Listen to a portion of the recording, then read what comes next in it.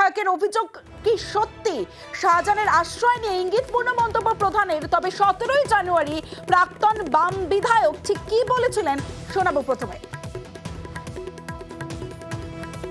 আমি 3 দিন আগে ওকে সন্দেশখালীর ছোট কলাগাছি নদী পেরিয়ে কড়াকাঠিতে যেতে দেখেছি।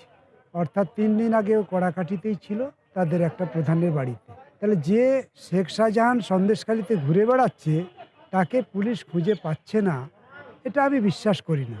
শেখ শাহজাহানের একমাত্র নিরাপদ জায়গা হচ্ছে কিন্তু সন্দেশখালী যে দুটো থানা আছে, এই দুটো থানা ওকে যেভাবে প্রোটেকশন দেবে, এই দুটো থানা এলাকার বাইরে বেরোলে ও সেই প্রোটেকশন পাবে না।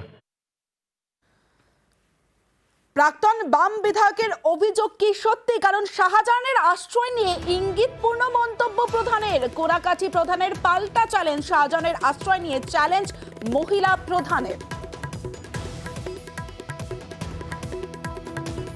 সিপিএম বিধায়ক যিনি গ্রেপ্তার হয়েছে প্রাক্তন বিধায়ক বলেছিল আপনার বাড়িতে শেখ শাহজাহান লুকিয়ে। হ্যাঁ, যদি ভাই থাকতো তাহলে সে যখন বলছে সেখানে এসে খোঁজ করিনি, সে তো পুলিশ নিয়ে আসতে পারতো, সে তো কেন্দ্র বাহিনীদের নিয়ে আসতে পারতো, কেন্দ্র বাহিনী তাদের হাতে, কেন্দ্র বাহিনীদের নিয়ে তো আমার বাড়ি তল্লাশি করতে পারতো যদি ভাই আমার বাড়িতে থাকতো। হ্যাঁ, আমার কাছে তো এসেছিল, আমি তো তাই একই কথা বলেছি, ভিত্তিহীন কথাবার্তা বলছি। এমএলএ ছিল নিরাপদ সর্দার, তাকে জীবনে আমি চোখে দেখিনি। ওকে বলতে পারে ভাই আপনার এখানে এসেছিল বলছেন 5 তারিখের পরে, সেটা বললাম তো, যদি আসতে পারে আমার বাড়িতে, তা ওর যদি খবর থাকে, শুভেন্দু অধিকারীর কাছে থাকে, নিরাপত্তা সরকার, তারা কেন কেন্দ্রের টিম নিয়ে ঢুকেনি? কেন্দ্র তো তাদের হাতে, কেন্দ্র তো আমাদের হাতে না। যোগাযোগ হচ্ছে এখন? না, আমাদের সাথে ভাইয়ের সাথে আমার কোনো যোগাযোগ হয়নি।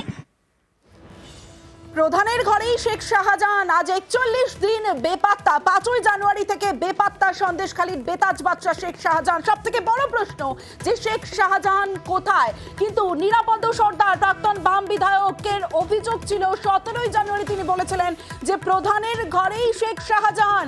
আর শাহজাহানের আশ্রয় নিয়ে আবার আজ ইঙ্গিতপূর্ণ মন্তব্য করলেন মহিলা প্রধান। কোড়াকাঠি প্রধানের পাল্টা চ্যালেঞ্জ। শাহজাহানের আশ্রয় নিয়ে চ্যালেঞ্জ মহিলা প্রধানের। আর এতেই এই ইঙ্গিতপূর্ণ মন্তব্যেই প্রশ্ন, তাহলে প্রাক্তন বাম বিধায়কের অভিযোগ কি সত্যি? 17ই জানুয়ারি যে অভিযোগ নিরাপদ সর্দার করেছিলেন সেই অভিযোগই কি সত্যি? সরাসরি চলে যাব, জিয়াউল আলম রয়েছে আমার সঙ্গে, জিয়াউলের সঙ্গে কথা বলবো। জিয়াউল, যে বিষয়টা জানতে চাইবো যে এই যে বিধায়ক যিনি দাবি করেছিলেন, আজ ইঙ্গিতপূর্ণ মন্তব্য করলেন প্রধানও, পুরোপুরি অস্বীকার করলেন না, তাহলে কি শেখ শাহজাহান ওখানেই ছিলেন?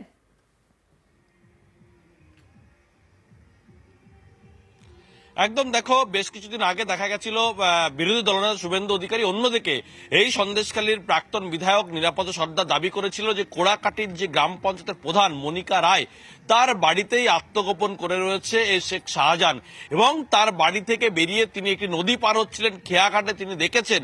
সেই দাবিতে মূলত শিলমোহর বলা দিয়েছেন এই মনিকা রায়। তার স্পষ্ট দাবি তিনি এসেছিলেন আমার বাড়িতে, কিন্তু তারপরে তিনি কোথায় গেলেন তিনি জানেন না, এবং 5 তারিখের পরেই তার বাড়িতে এসেছিলেন শেখ শাহজাহান। ইতিমধ্যে কিন্তু পুলিশ প্রশাসন বারবার বলছে তিনি কোথায় রয়েছেন তারা জানেন না, এবং বিরোধীরা বারবার বলছে সন্দেশখালীর মাটিতেই আছেন বিধায়ক, বর্তমান বিধায়ক, এবং তার ভাই বারবার দাবি করেছিলেন যে শেখ শাহজাহান সন্দেশখালীর মাটিতে আছেন, সন্দেশখালীর মাটি ছেড়ে যাননি।